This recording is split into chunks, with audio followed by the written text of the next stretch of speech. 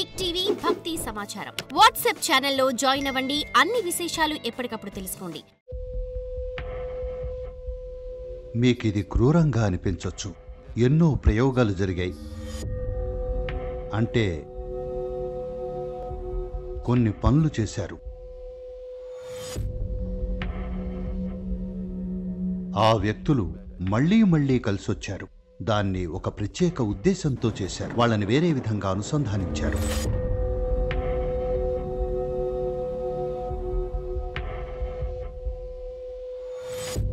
నమస్కారం సద్గురు. మనకి చాలా ఇష్టమైన వాళ్ళు ఎవరైనా చనిపోయాక వాళ్ళ శక్తిని అనుభూతి చెందడం సాధ్యమేనా? చూడండి, మనుషులతో మీ సంబంధాలు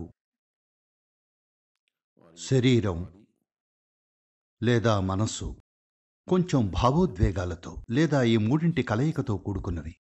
అవునా అవునా కాదా? మీరు ఏర్పరచుకున్న అన్ని సంబంధాలు, వాళ్ళు మీకు ఎంత ఇష్టమైనా, వాళ్ళు మీతో ఎంత సన్నిహితంగా ఉన్నారనుకున్నా, మీకు వాళ్ళ ఆలోచనల్లో కొంచెం లేదా వాళ్ళ భావోద్వేగాల్లో కొంచెం లేదా శరీరం గురించి కొంత తెలుసుండొచ్చు. ఈ 3 విధాలుగానే మీకు ఆ వ్యక్తి గురించి తెలుసు. అవునా? ఆ మూడింటిని అతను ఇక్కడ వదిలేసి వెళ్ళిపోయాడు. కాబట్టి మీకు అతనితో ఎలాంటి సంబంధం లేదు. మీకు అతనితో ఏమాత్రం సంబంధం లేదు. ప్రజలు ఎప్పుడూ తమ తాత ముత్తాతలతోనూ మీడియంస్తోనూ ఇది అది మాట్లాడడానికి ప్రయత్నిస్తూ ఉంటారు.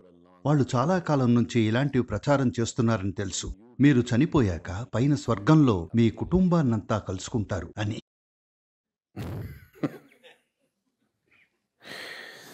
వాళ్ళు మీతో ఇలాంటివి చెప్తున్నారా లేదా?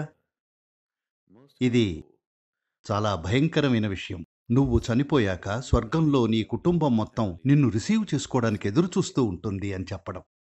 అందుకనే జనాలు రకరకాల పనులు చేస్తూ ఉంటారు స్వర్గానికి వెళ్లకుండా ఉండడానికి.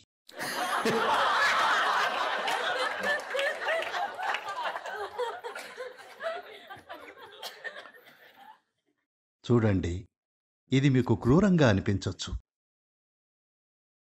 కానీ మీరు జీవితాన్ని ఉన్నది ఉన్నట్లు చూడాలి.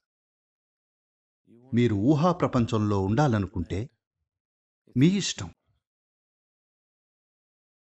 మీరు ఆలిస్ లాగా వండర్ల్యాండ్లో ఉండాలనుకుంటే అది మీ ఇష్టం. అయితే వాస్తవాన్ని తెలుసుకోవాలంటే, దానికి అతీతంగా వెళ్లాలనుకుంటే వాస్తవాన్ని ఉన్నది ఉన్నట్లుగా చూడాలి. లేకపోతే దానికి అతీతంగా ఎలా వెళ్తారు? మీరు వాస్తవాన్ని ఉన్నది ఉన్నట్లుగా చూడకపోతే దానికి అతీతంగా వెళ్లడం అనే ప్రశ్నే తలెత్తదు మీ జీవితంలో. అవునా?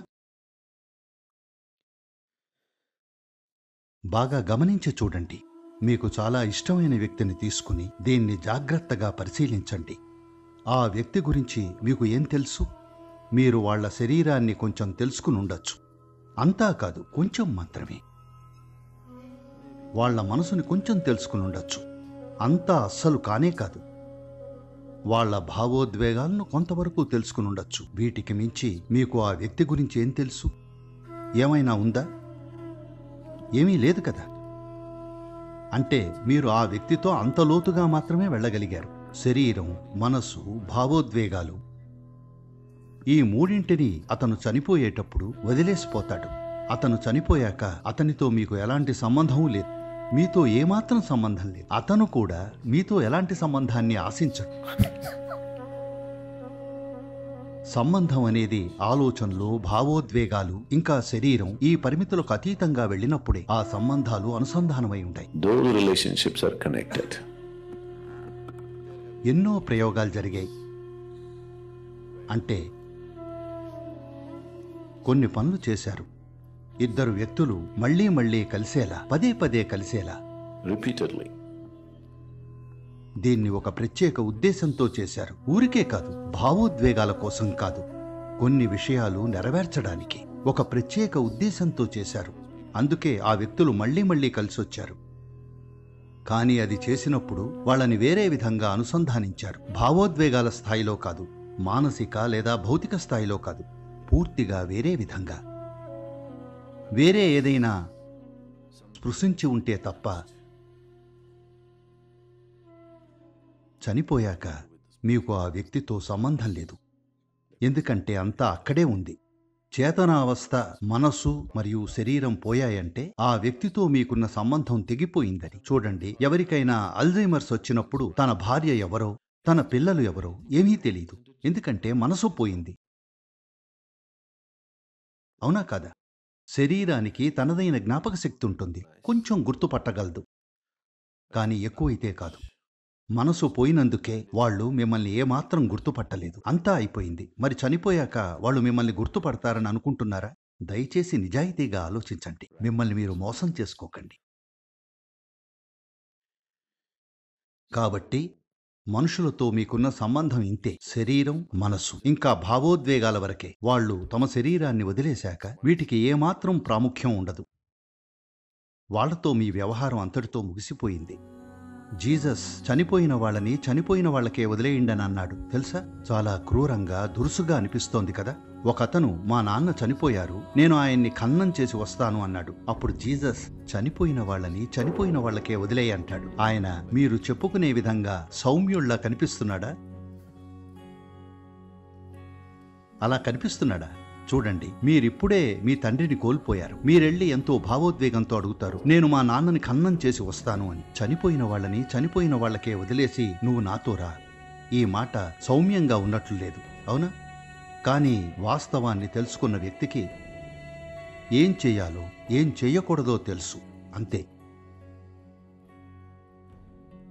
మరి ఎవరైనా చనిపోయినప్పుడు మనం ఏం చేయగలం? మనం ఏం చేయగలం అనేది మీ గురించా లేక వాళ్ల గురించా? అది మీ గురించైతే ఒక విధంగా చెయ్యాలి, వాళ్ల గురించైతే ఇంకోలా చెయ్యాలి. ఒక నిర్దిష్ట సమయంలోపు వాళ్ల కోసం కూడా మనం ఏదో ఒకటి చెయ్యొచ్చు. వాళ్ళు ఒక విధంగా చనిపోతే మీరేం చెయ్యాలంటే, మీకు ఎంతో ఇష్టమైన వ్యక్తి చనిపోయినప్పుడు సహజంగానే మీకిది జరుగుతుంది, కానీ కొంతమంది దీన్ని మరీ అతిగా ఊహించుకుంటారు. మీకు ఎంతో ఇష్టమైన వ్యక్తి చనిపోయినప్పుడు ఆ వ్యక్తితో మీరు గడిపిన మధురమైన క్షణాలన్నీ మీకు గుర్తొస్తాయి. ఓ, అప్పుడలా ఉండేది అని. లేదంటే కొన్ని క్షణాలు గుర్తొచ్చి, ఓ, ఇలా చేసి ఉండాల్సింది, కానీ అతనితో ఇలా ప్రవర్తించాను, అతన్ని మోసం చేశాను, ఇది చేశాను, అది చేశాను అనుకుంటారు. లేదు, ఎవరో చనిపోయారు. ఎవరైనా చనిపోయినప్పుడు మీరు ఆ మరణంతో మీ జీవితాన్ని మెరుగుపరుచుకోగలిగితే అది అద్భుతం. ఎందుకంటే ఎవరైనా చనిపోయినప్పుడు ఆ పరిస్థితి ఒక విధంగా తీవ్రంగా మారుతుంది. ఏదైనా అకస్మాత్తుగా మన నుంచి దూరం అయితే అది మీకు తీవ్రమైన పరిస్థితిని సృష్టిస్తుంది, అవునా? అవి చాలా అద్భుతమైన క్షణాలు. ఆ క్షణాలను మీరు మీ ఎదుగుదల కోసం ఉపయోగించుకోవాలి. ఇది మృదుత్వాన్ని, సున్నితత్వాన్ని మీలోకి తీసుకురావడానికి, అలాగే మీ అశాశ్వత తత్వాన్ని చూసుకోవడానికి సరియైన సమయం. For more videos like this, subscribe Big TV channel.